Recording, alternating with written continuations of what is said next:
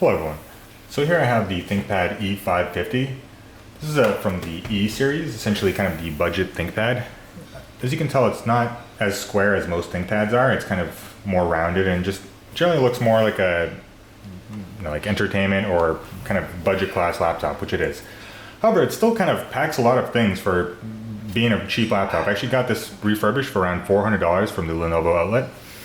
And there's a lot of stuff on this computer. There's a DVD drive, there's one USB port here, a headphone jack. As you can see, we have Ethernet, VGA, HDMI, and two USB here.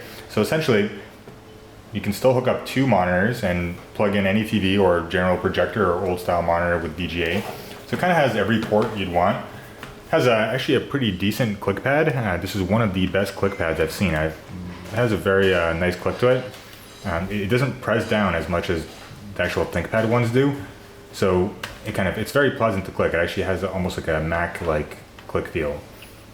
So overall, the main thing is this computer it packs decent specs for a cheap price into kind of a cheap body. So you get a decent dual core i5 or i7 processor, you can get 8 gigs of RAM. But some of the main letdowns, for example, are the screen. The screen of the computer is really not good. I don't know if you can see up close here, but the blacks are almost non-existent. So if you're kind of a laptop snob, obviously you're not going to go for this laptop because it's a very budget computer, but the screen is a bit of a letdown. And I know you can't expect too much for this price, so I guess I'm willing to let it pass, but it's kind of painful to look at. So considering everything else, this computer literally has everything you need to kind of have an entertainment laptop for the family. It even has a dedicated GPU which can play some light gaming. So you could plug this into your HD TV, play movies, browse anything, and especially if you put a solid state drive into it, it should have no problem handling any basic application. And everything about this computer is cheap. Even the keyboard feels kind of cheap, but it's still good to type on. It's a standard ThinkPad keyboard, so typing on it is perfect. Now, even upgrade-wise, it's pretty easy to upgrade. You can see it has this one big L panel, which kind of lets you access most of the devices. So you can add more RAM or upgrade a solid-state drive. And overall, there's really almost nothing negative about this laptop except for the screen.